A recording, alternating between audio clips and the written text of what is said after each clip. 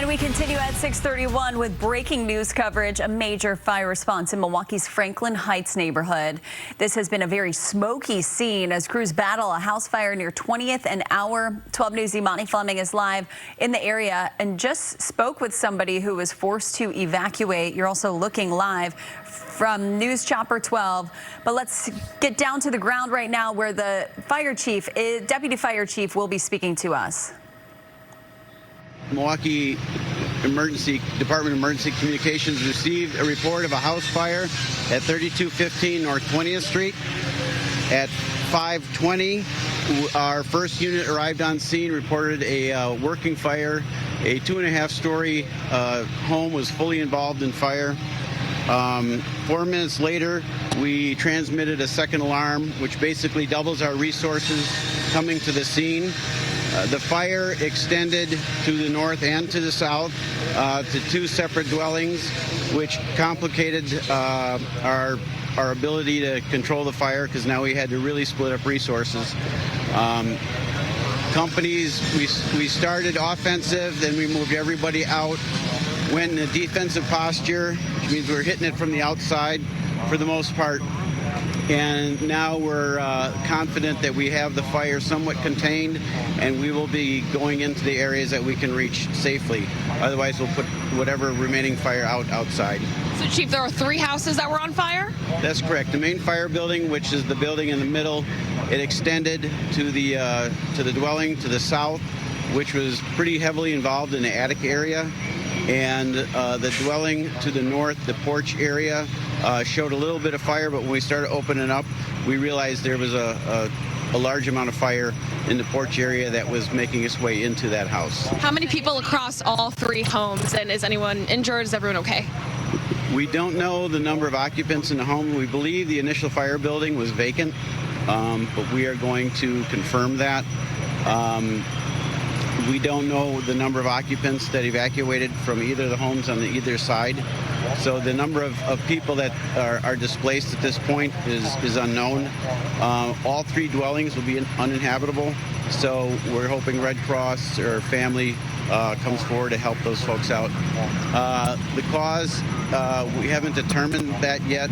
Our Milwaukee Fire Department Fire Investigation Unit is on scene, and they've started their investigation to determine cause and origin. I don't have a damage estimate for you. That's all kind of, I mean, we're still fighting this fire, so we're not totally sure of the extent of it, but we do have it contained and controlled in many areas. There's no injuries to firefighters or occupants, and yeah, no damage estimate.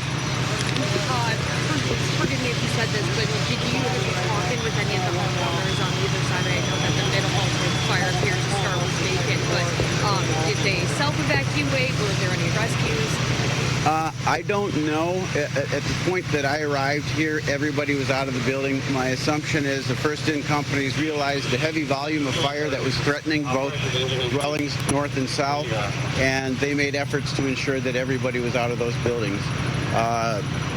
The buildings north and south weren't heavily involved in fire initially, but as we tried to get the large fire in the primary fire building under control, that fire did extend left and right. We are seeing dozens of firefighters here, Chief. Can you give us a head count on how many are here? How many crews are here? Is it just Milwaukee? We have approximately 60 firefighters on scene. We have assistance from the North Shore Fire Department. Their companies, as part of a shared services agreement, they were dispatched automatically on the second alarm to this location to add to our resources to bring this under control. Chief, did this fire spread because the houses are so close? I mean, was it just that out of control?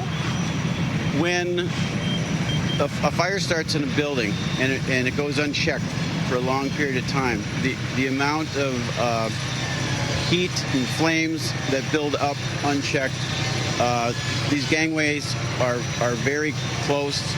Sometimes we even have trouble getting ladders down the gangway.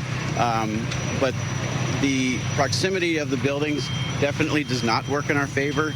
And then when we have the volume of fire that we have in a 2.5-story house, that will generate a lot of heat. and threaten the exposures north and south. So I understand no head count on total people evacuated, but there's no head count on anyone injured either. Is that correct? That is correct. And then was this called in, or how did you guys get the initial report to come respond here on scene? This, my assumption is that the call was received by the Department of Emergency Communications, and based on the information they had, they dispatched a full first alarm assignment, which is standard protocol. And then when the companies arrived here 4 minutes later, they realized the volume of fire and that the fire was extending, and they transmitted a second alarm, doubling our number of resources coming to the scene. At this point, does the cause seem suspicious, or is that yet to be determined? That's yet to be determined. They're looking at a number of things.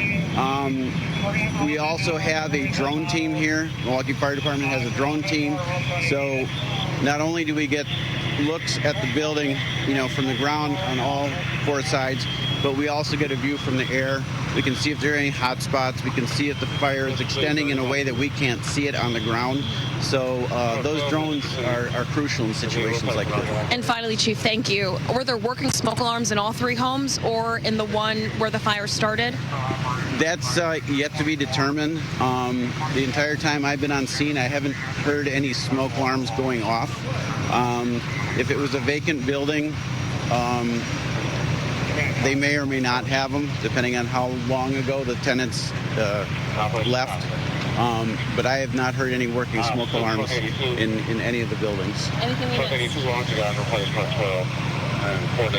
No, these guys are pretty beat up. This was an aggressive firefight, and they did a remarkable job of containing it as far as they did.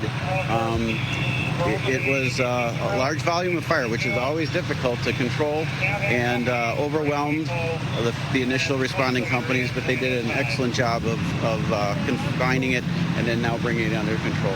Thank you so much. Chief, thank you. We appreciate it. Sure.